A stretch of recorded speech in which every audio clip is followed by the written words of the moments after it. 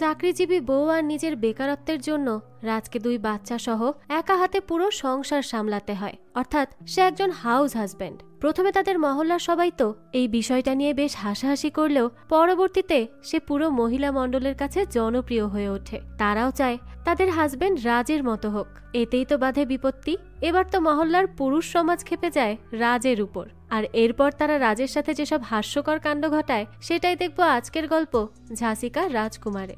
শুরুতেই আমরা একটা পরিবারকে দেখতে পাই। তারা দিল্লি থেকে শিফট করে ঝাঁসিতে যাচ্ছিল। তাদের পরিবারে আছে স্বামী স্ত্রী আর তার 2টো বাচ্চা। বাচ্চা দুটোর মধ্যে একটি ছেলে আর একটি মেয়ে। তো পথে তারা টিপিক্যাল পরিবারের মতো অনেক কষ্ট করে যেতে থাকে। এই একজনের এই সমস্যা হচ্ছে তো অন্যদিকে আরেকজনের আরেক সমস্যা হচ্ছে। এইভাবে তারা কোনো মতে ঝাঁসিতে এসে পৌঁছায়। এই ঝাঁসি তো খুবই ঐতিহ্যবাহী একটি গ্রাম। ইতিহাস যারা পড়েছি তারা সবাই এই গ্রাম সম্পর্কে জানি আমরা। এই গ্রামের রানী অনেক বেশি জনপ্রিয় ছিল, আর এখানেই আমাদের হিরোর জীবনেরও নতুন এক কাহিনী শুরু হতে যাচ্ছে। তো এখানে এসেই তারা দুজন মিলে সবকিছু একটু সেটেল করে নেয়। এরপরই তারা তাদের মেয়েকে স্কুলে ভর্তি করে, আর আজ তার সেই স্কুলে যাওয়ার প্রথম দিন। তো তার সাথে সাথে তাদেরকে নিজের কাজেও যেতে হবে, এজন্য তারা তাড়াতাড়ি করে রেডি হয়ে নেয়। এরপরই আমাদের নায়ক রাজকুমার তার মেয়েকে রেডি করে, তার জুতো পরিয়ে দেয়। তো এরপরই সেখানে রাজের ওয়াইফ দিব্যা রেডি হয়ে আসে, আর সে তার কোলে তাদের ছোট বাচ্চা ছেলেকে নিয়ে রওনা হয়। তো এরপর থেকে আমরা রাজকুমারকে শুধু রাজ বলেই ডাকবো। যাক, তো এরপরই তারা বাইকে করে তাড়াতাড়ি করেই স্কুলে যেতে থাকে, কারণ আজ প্রথম দিন। তবে এই প্রথম দিনই তারা অনেক লেট হয়ে গেছে। তো টিচার তখন অন্য কথা বাদ দিয়ে বলতে থাকে যে তার বাচ্চা তো এখন কান্না করছে, সে খাওয়াচ্ছে না কেন?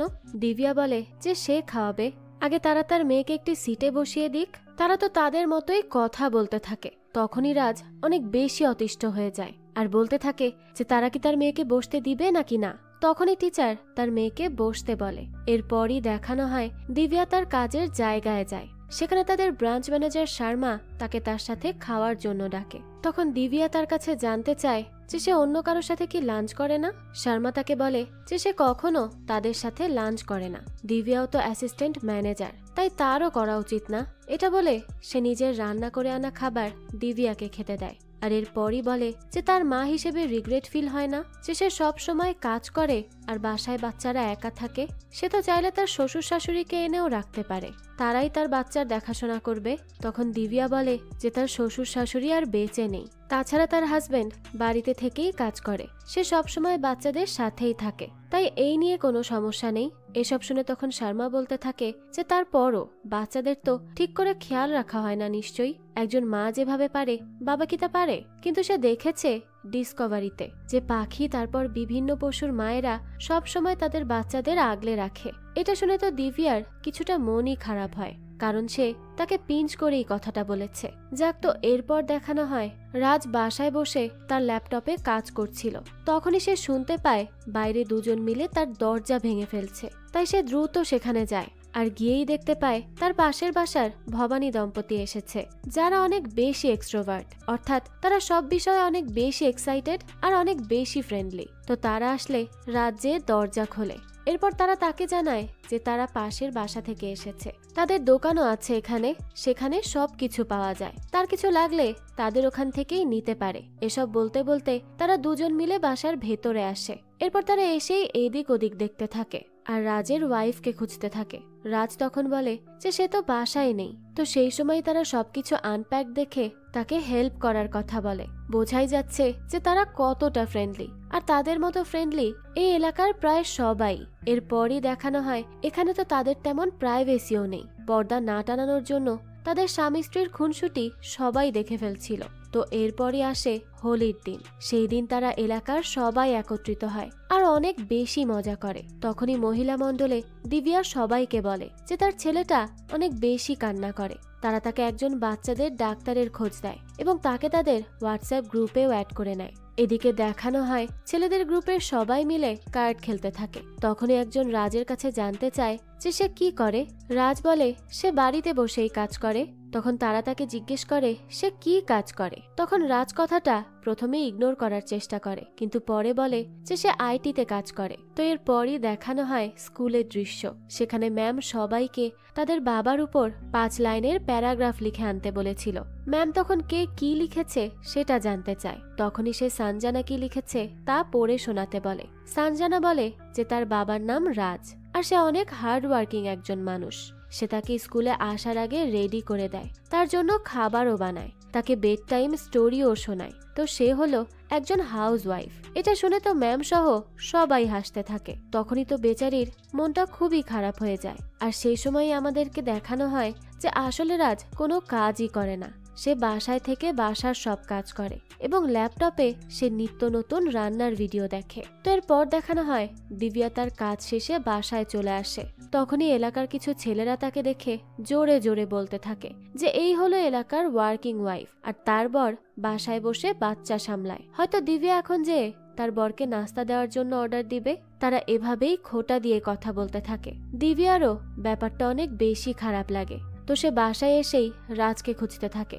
রাজ তখন এই সব কথা শুনে নিয়েছিল, তাই সে সেই লোকদের শুনিয়ে বলতে থাকে যে তার ওয়াইফ যখন প্রমোশন পায় তখন সে তাকে সাপোর্ট করে, আর এজন্যই তারা এখানে চলে আসে। আর সে ভেবেছিল যে তাদের বাচ্চাটা একটু বড় হলে সে ব্যবসা করবে বা চাকরি করবে, কিন্তু সে তো বোকা, তাই না?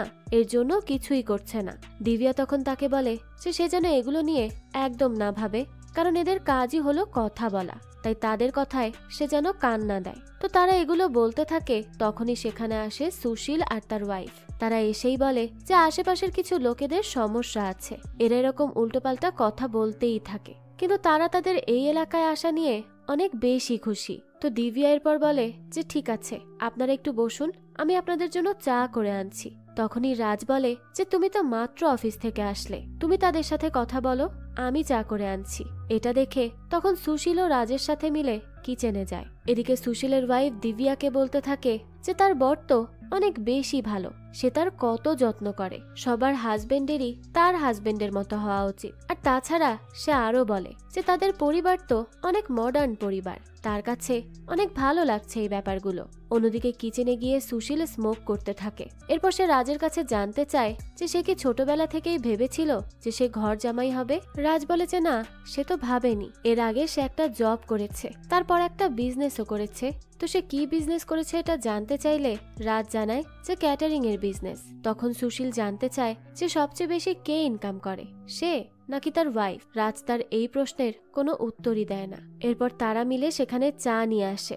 রাজ তো ততক্ষণে সুশীলের উপর খুবই বিরক্ত হয়ে যায়, কিন্তু সে কিছুই বলে না। এরপরই দেখানো হয় তারা পুরো পরিবার মিলে ঘুরতে যায়। সেখানে গিয়ে তারা দিব্যার মাকে ভিডিও কল করে, কারণ আজ তার জন্মদিন ছিল। তো তারা একসাথেই ভিডিও কলে কেকও কাটে এবং সবাই মিলে দিব্যার মাকে উইশ করে। তো কথা শেষে তারা নৌকাতে ঘোরে।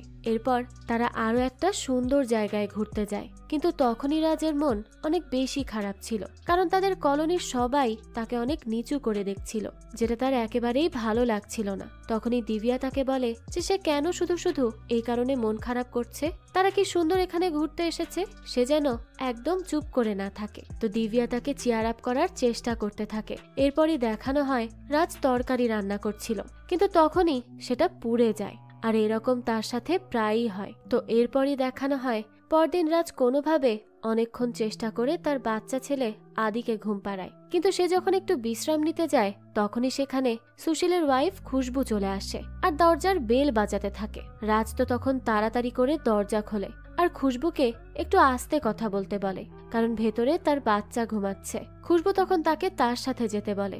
রাজ তাকে বলে যে সে এখন আদিকে একা ছেড়ে যেতে পারবে না, কিন্তু খুশবু তো তাকে জোর করতে থাকে। তখনই সেখানে তাদের কাজের লোক আসে। রাজ তাকে সে সময় আদির খেয়াল রাখতে বলে খুশবুর সাথে যেতে থাকে, কিন্তু সে খেয়াল করে যে কাজের লোক তার কথার কোনো উত্তর দিচ্ছে না। সে তার কাছে কি হয়েছে এটা জানতে চায়। তখনই তো সে জোরে জোরে কাঁদতে থাকে। রাজ তাকে বারবার শান্ত হতে বলে, কারণ আদি উঠে যাবে, কিন্তু তার উপরে তখন খুশবুও আসে, আর সে তো জোরে ছাড়া কথাই বলতে পারে না। এরপরে সে কাজের লোক নন্দিনীর কাছে জানতে চায় যে তার কি হয়েছে। নন্দিনী বলে যে সে কিছু টাকা জমিয়ে রেখেছিল যা তার হাজবেন্ড চুরি করে নিয়ে গেছে। এটা বলেই সে আরো জোরে জোরে কাঁদতে থাকে। রাজ তখন তাকে শান্ত হতে বললে সে বলে যে কোন স্বামী তার ওয়াইফের টাকায় চলে। এটা শুনেই তো রাজ চুপ হয়ে যায়। তখনই নন্দিনী বলতে থাকে যে সে তাকে বলেনি। রাজ বলে যে হ্যাঁ, সে জানে যে সে তাকে বলেনি, কোনো সমস্যা নেই। কিন্তু খুশবু নন্দিনীকে বলে যে সে তো রাজকে মিন করেই কথাটা বলেছে, এটা সে কিভাবে করতে পারলো। এগুলো সে বেশ জোরে জোরে বলতে থাকে। তখনই রাজ তাকে চিৎকার করে থামতে বলে, কিন্তু এর জন্য দেখা যায় আদির ঘুম ভেঙে যায় আর সে কাঁদতে শুরু করে দেয়। রাজ তো তখন অনেক বেশি বিরক্ত হয়, কিন্তু কি আর করার। এরপর সে আবারও আদিকে ঘুম পাড়িয়ে খুশবুর জোরাজোরিতে তার সাথে তার বাসায় যায়। কিন্তু সেখানে গিয়েই সে দেখে যে কলোনির সব মহিলারা কিটি পার্টি করছে আর খুশবু রাজকে তাদের সাথে ইনভাইট করেছে। এটা দেখে তো রাজ অনেক বেশি লজ্জায় পড়ে যায়। সে কিভাবে রিয়্যাক্ট করবে সেটাই বুঝে উঠতে পারে না। যাক, তো এরপরে আদি সেখান থেকে উঠে যাওয়ার কথা বলে কোনো মতে বেরিয়ে আসে। এরপরই দেখানো হয় রাত যখন যেখানে যায় সবকিছু নিয়ে সবাই সমালোচনা করতে থাকে। সে বাজার করলে তাতে মানুষ সমালোচনা করে, সে কাপড় কাচুক তাতেও সমালোচনা, সে বাসার কোনো কাজ করুক সেটা নিয়েও সবাই কথা বলতে থাকে। এরপর সে যদি রেস্টুরেন্টে তার পরিবারের সাথে খেতে যায় তখন দিব্যা বিল দিলে ওয়েটার তার দিকে অন্যভাবে তাকায়, মানে সবাই তাকে দিন দিন আরো বেশি ছোট নজরে দেখতে থাকে। রাজের কাছে এটা অনেক বেশি খারাপ লাগে। এরপরই দেখানো হয় রাতের বেলা সে মন খারাপ করে বসে থাকে। তখনই দিব্যা তার কাছে জানতে চায় যে তার কি হয়েছে। রাজ বলে কিছুই হয়নি। এরপরই দিব্যা দেখে যে তারা এখানে এসেছে 4 মাস হয়ে গেছে, কিন্তু এখন পর্যন্ত অনেক জিনিসপত্র আনপ্যাক করা হয়নি। রাজ বলে যে সে কখন করবে, তাকে তো সব সময় কিছু না কিছু করতেই থাকতে হয়। এটা বলতে বলতেই আদি ঘুম থেকে উঠে গেলে দিব্যা তাকে সামলানোর জন্য যায়, কিন্তু দিব্যার সামলানোতে কোনোই কাজ হয় না, সেখানেও রাজকেই যেতে হয়। এরপরই দিব্যা সেখানে এসে জিনিসপত্র আনপ্যাক করতে থাকে। তখন সে দেখে সবকিছু নষ্ট হয়ে গেছে। এসব দেখে সে বলতে থাকে রাজের কারণে এটা হয়েছে। সে তো কারো হেল্পই নিতে চায় না, সবকিছু নিজে নিজে করতে চায়। কারো হেল্প নিলে তার তো ইগো হার্ট হবে। যেমন তার স্কুটারটা ঠিক করে চলে না, তারপরও সে প্রত্যেক দিন কষ্ট করবে, তবুও তার বাবার থেকে গাড়ি নিবে না। রাজ বলে যে সে তার বাবার থেকে কিছুই নিবে না। তখন দিব্যা বলতে থাকে যে সে তার এই স্বভাবের কথাই বলছে। রাজ তখন তাকে মানাতে তার কাছে যায়, কিন্তু তখনই দিব্যার কোনোই তার চোখে লাগে আর সে অনেক বেশি ব্যথা পায়। এর পরদিনই সে চোখের ওই দাগ নিয়েই সঞ্জনার স্কুলে তাকে আনতে যায়। তখনই দুজন ভাবি তার কাছে জানতে চায় যে তার চোখে কি হয়েছে। রাজ বলে যে সে একটু ব্যথা পেয়েছিল। এরপরই তারা বলতে থাকে যে তারা তো প্রথম থেকেই দেখছে যে রাজ তার মেয়েকে নিতে স্কুলে আসছে, তার ওয়াইফ কেন আসে না। রাজ তখন তাদের উল্টো পাল্টা বলতে থাকে যে তার ওয়াইফ মারা গেছে, এর জন্যই সে আসে না।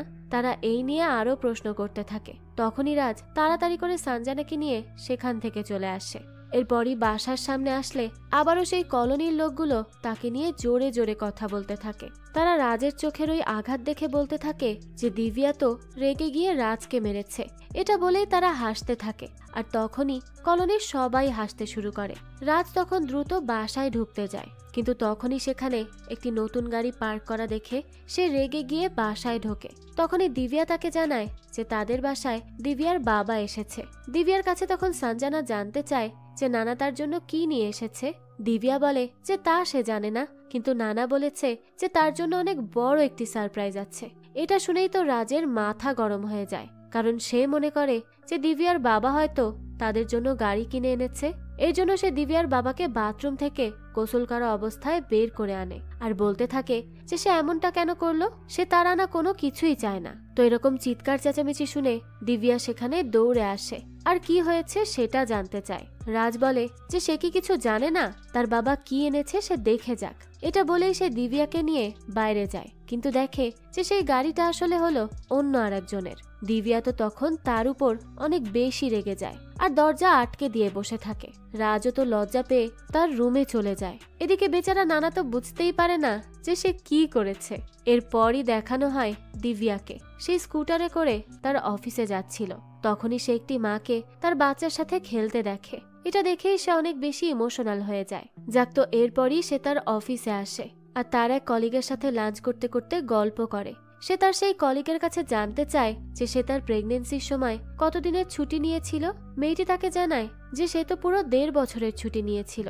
তখন দিব্যা বলে যে এত ছুটি নেওয়ার কি দরকার, বাচ্চারা তো এমনিতেও মাদের ছেড়ে থাকতে পারে, যেমন তার বাচ্চা তার স্বামীর কাছে থাকে। মেয়েটি তখন তাকে বলে যে বাচ্চার সাথে তার মা থাকা এবং বাবা থাকা এই দুটো একেবারেই ভিন্ন জিনিস।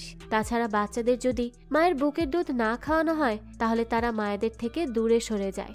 এটা শুনেই তো দিব্যা কিছু একটা ভাবতে থাকে। এরপরই দেখানো হয় রাজ একটি জায়গায় গিয়ে বসে আছে। তখনই সে তার শাশুড়ি মায়ের সাথে ভিডিও কলে কথা বলে। সে তার শাশুড়িকে বলে যে সে কেন শ্বশুরের সাথে আসলো না। তার শাশুড়ি বলতে থাকে তার শ্বশুরের সাথে তার চিন্তা ভাবনা কখনো মেলে না, এর জন্য সে সবসময় তার থেকে দূরে থাকতেই পছন্দ করে। এর থেকে বোঝা যায় যে তার শ্বশুরের সাথে তার সম্পর্ক খুব একটা ভালো না থাকলেও তার শাশুড়ির সাথে তার সম্পর্ক খুবই ভালো।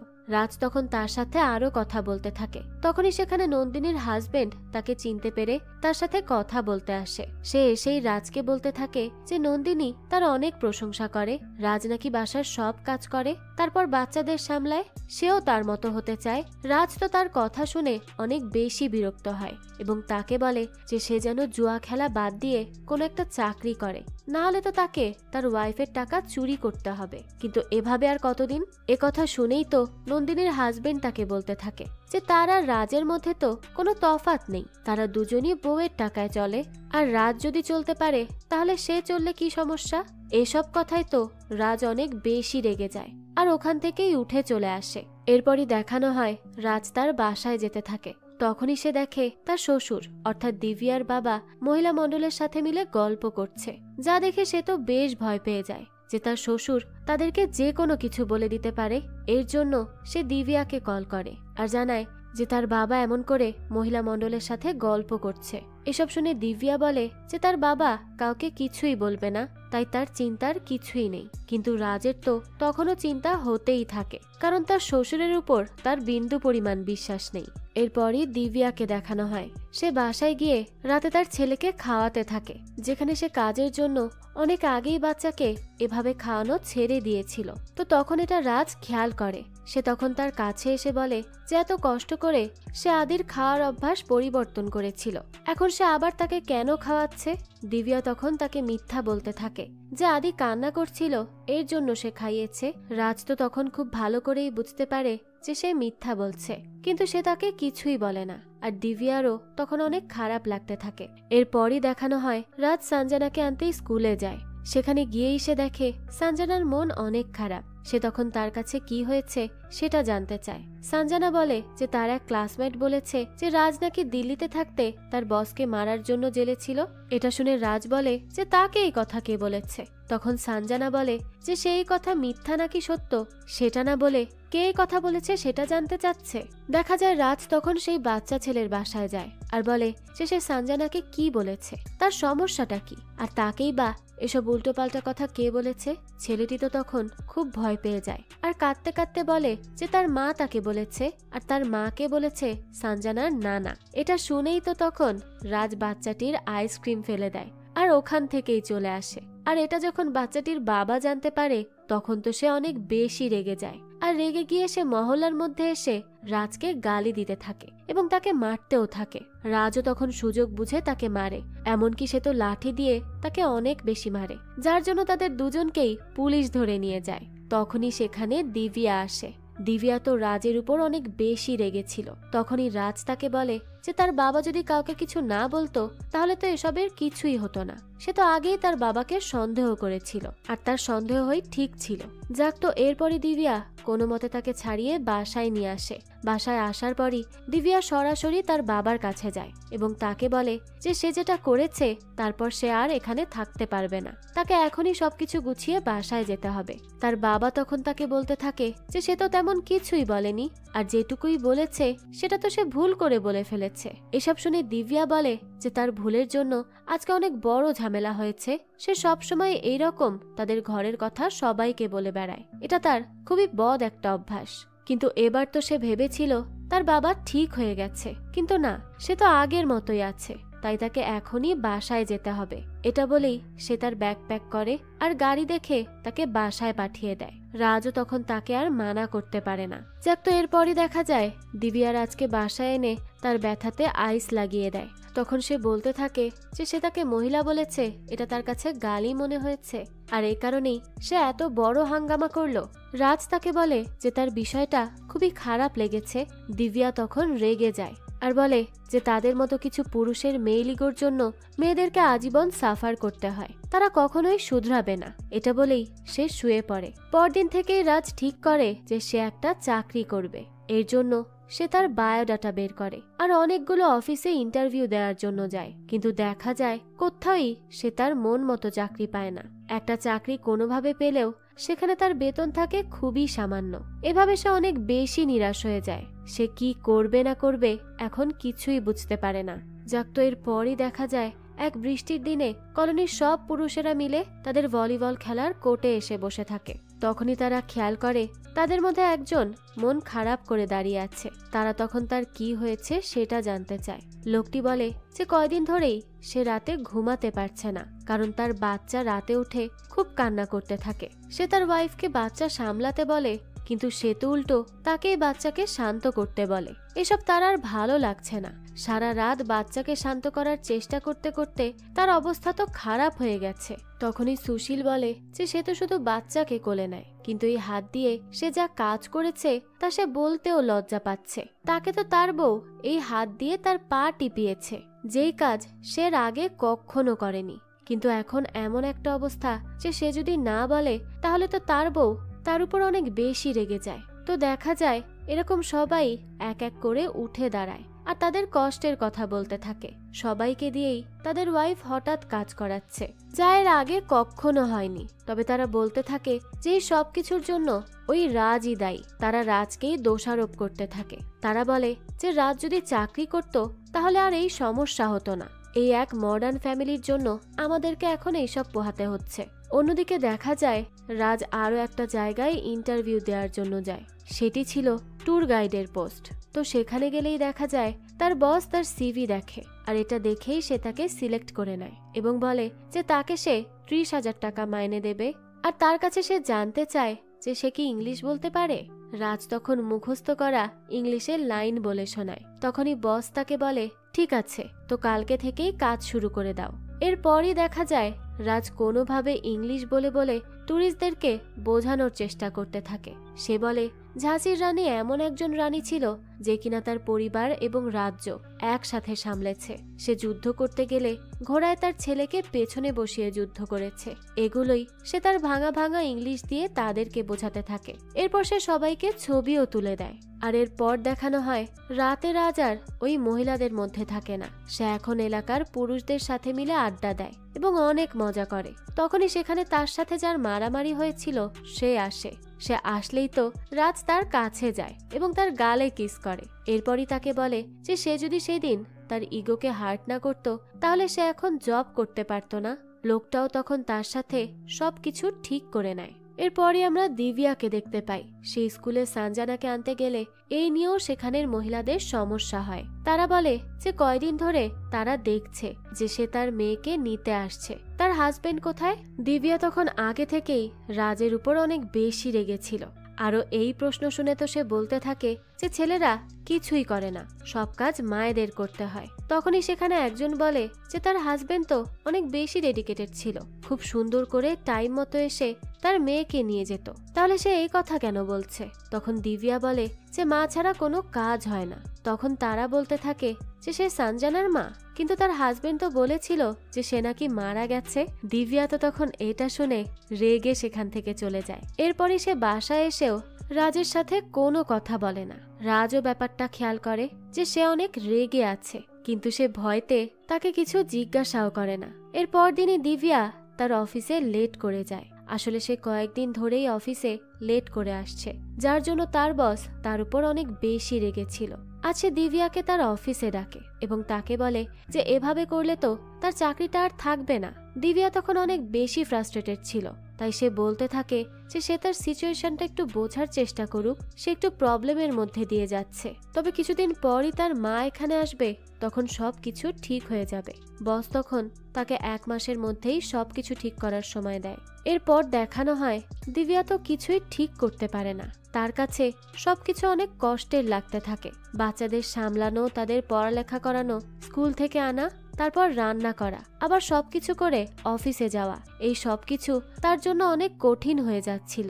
এমন না যে রাজ কোনো কাজ আর করে না, সে এখনো রান্নাতে, কাপড় ধোয়াতে সবকিছুতেই টুকটাক দিব্যাকে সাহায্য করে। তার সাথে সাথে সেও অফিসে যায় রোজ, আর তার বন্ধুদের সাথেও ভালো সময় কাটাতে থাকে। কিন্তু এই সবের জন্য তারা দিব্যার মধ্যে ডিস্টেন্স বাড়তে থাকে। দিব্যা তার সাথে ঠিক করে কথা বলাও বন্ধ করে দেয়। তারা দুইজন নিজস্ব টাইমও স্পেন্ড করে না। তারপরে একদিন রাজ তার কাজে যায়, তখন সে ট্যুরিস্টদের ঝাঁসির রানীর ব্যাপারে জানাতে থাকে। সে বলে যে ঝাঁসির রানী যুদ্ধ করায় সবাই তাকে অনেক কথা শোনাতো, তারা বলতো যে এটা তার কাজ না, এটা একজন পুরুষের কাজ, কিন্তু সে কারো কথা শোনে না, সে তার মতো যুদ্ধ করেই যায়। তখনই একজন ট্যুরিস্ট বলে যে তাহলে তার জন্য তো এই পথ অনেক বেশি কঠিন ছিল, তাকে মানুষ অনেক বেশি বাধা দিয়েছে, কিন্তু সবচেয়ে ইমপ্রেসিভ ব্যাপার হলো সে কারো কথাই গায়ে না লাগিয়ে তার যেটা করা উচিত তাই করে গিয়েছে। এটা শুনে রাজও কিছু একটা ভাবতে থাকে। এরপরই সে লাঞ্চ করতে বসে, তখনই তার বসে থাকা কলিগ তার ওয়াইফকে ফোন করে আর বলতে থাকে যে সে কেন আবার পটল জ্বালিয়েছে। সে কি জানে না যে সে শুধুই পটল খায়? সে বারবার এমন কেন করে? এই কথা শুনে তো রাজেরও খারাপ লাগে। সে লোকটিকে বলে যে পটল সে খাবে, এটা বলেই সে পোড়া পটল খেতে থাকে আর বলে যে পুড়ে গিয়েছে কিন্তু মজা হয়েছে। এরপরই দেখানো হয় তারা সঞ্জনার বার্থডে সেলিব্রেট করে। তখন রাজ দিব্যাকে দেখতে দেখতে তাদের আগে স্মৃতি মনে করতে থাকে। সে কত দিব্যার সাথে খুনসুটি করত, তাদের সম্পর্ক কত সুন্দর ছিল, তাদের মধ্যে অনেক বেশি পজিটিভিটি ছিল, কিন্তু এখন কেন যেন তা ধীরে ধীরে উধাও হয়ে যাচ্ছে, যার জন্য সে অনেক বেশি আপসেট থাকে। যাক, তো এরপর দেখানো হয় রাজ তার অফিসে যায়। তখন তার বস তাকে বলে যে আগের বার যে সে তাকে ইংলিশের লাইন মুখস্থ বলে বোকা বানিয়েছিল সে সেটা বুঝে গিয়েছে, তাই সে তাকে বলে যে এখন থেকে যেন সে ইংলিশ ঠিকভাবে বলে, না হলে তার চাকরি কিন্তু সংকটে চলে আসবে। রাজ তো এই কথা শুনে খুবই ঘাবড়ে যায়, কত কষ্ট করে একটা চাকরি পেল, এখন আবার এই সমস্যা। এরপরই দিব্যাকে দেখানো হয় সে তার অফিস থেকে বের হয়ে অটোতে করে সঞ্জনাকে স্কুল থেকে নিয়ে আসতে যাচ্ছিল, কিন্তু তখনই সে পথে দেখে যে সঞ্জনা একটা আইসক্রিম শপের সামনে। এটা দেখেই তো সে অনেক বেশি ঘাবড়ে যায় আর সঞ্জনা সঞ্জনা বলে চিৎকার করতে করতে তার কাছে যায়। এরপরই সে তার কাছে জানতে চায় যে সে এখানে কি করছে।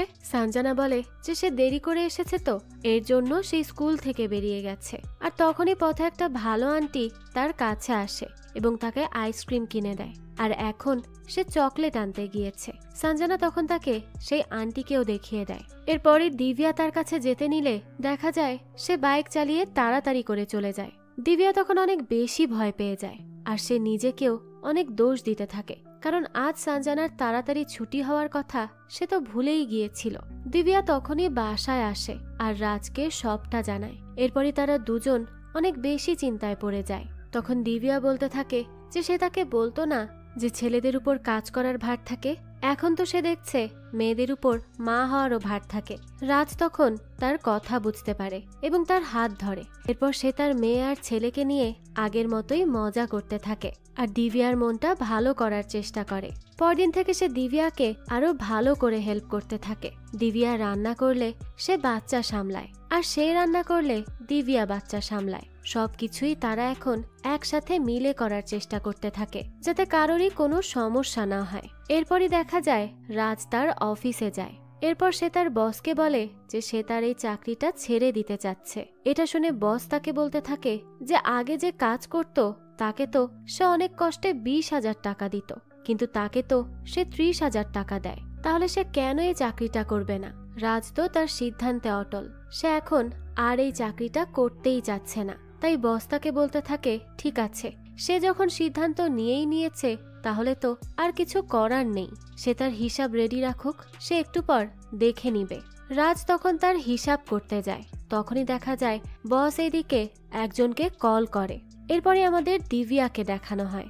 দেখা যায় সে আজকেও বেশ লেট করে অফিসে যায়, তাই বস তাকে অনেক কথা শোনাতে থাকে। সে বলতে থাকে যে সে এভাবে প্রত্যেকদিন কেন লেট করছে, এভাবে তো কাজ হয় না, তাই না? সবকিছুর একটা নিয়ম আছে, এমন করলে তো হয় না, তাই না? তখন দিব্যা বলে যে কাল থেকে সে একদম টাইম মতো অফিসে আসবে, আর কোনো সমস্যা হবে না, কারণ তার যেই সমস্যাটা ছিল তা সলভ হয়ে গেছে। তার হাজবেন্ড তার চাকরিটা ছেড়ে দিয়েছে, তাই সে যখন ঘর সামলাবে তখন সে চাকরিতে টাইম মতোই আসতে পারবে। এটা শুনে তার বসও অনেক খুশি হয়। এরপর আবারও রাজকে দেখানো হয়। সে এবার তার বসের কাছে যায় তার হিসাব নিয়ে। বস তখন তাকে বলে যে তার সাথে কাজ করে তার খুব ভালো লেগেছে। সে তো ভাবছিল যে সে তার স্যালারি দ্বিগুণ করে দিবে, তাও যেন সে চাকরিটা না ছাড়ে।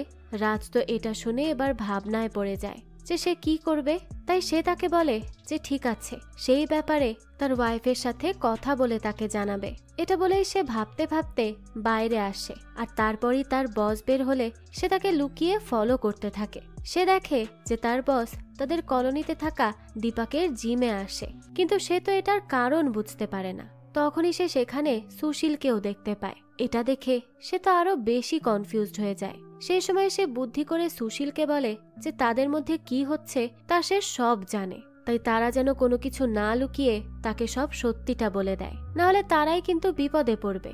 সুশীল তখন তো ভাবতে থাকে সে ধরা পড়ে গিয়েছে, তাই সে তাকে বলে যে আসলে সে এখানে তাদের কলোনির সব পুরুষের সাথে মিটিং এর জন্য এসেছে, আর সেই মিটিং এর কারণ হলো রাজের বেতন। তার আসল বেতন তো মাত্র 20,000 টাকা, সেখানে 10,000 টাকা তারা সবাই তাদের পকেট থেকে দিত। এখন যদি তার স্যালারি 40,000 টাকা হয়ে যায়, তাহলে তো তাদের পকেট থেকে আরো বেশি টাকা চলে যাবে। এই ব্যাপারে কি করা যায় তাই নিয়েই তারা মিটিং করবে, এজন্যই এখানে তারা জড়ো হয়েছে। এসব শুনে তো রাজ খুবই অবাক হয়ে যায় যে তার স্যালারি তারা কেন তাদের পকেট থেকে দিবে, এটা কেমন কথা। তাই সে জানতে চায় যে তারা এগুলো কেন করছে, এসব করে তাদের কি লাভ।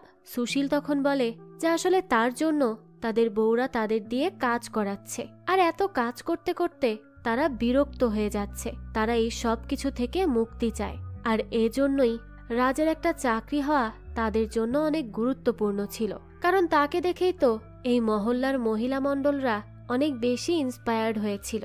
তাকে দেখেই সবাই চাইতে থাকে যে তাদের হাজবেন্ডরাও ঠিক রাজের মতোই হবে, যারা তাদেরকে সব কাজে হেল্প করবে। কিন্তু সুশীল বলে তারা এমনটা চায় না, এসবে তারা খুবই বিরক্ত, তাই তারা সবাই মিলে এই সিদ্ধান্ত নিয়েছিল। তো এই সবকিছু বলার পর সে রাজকে বলতে থাকে যে সে তাদেরকে মিথ্যা কেন বলল, যে সে সব জেনে গিয়েছে, সে তো কিছুই জানে না, এখন তার কাছ থেকে সব শুনলো।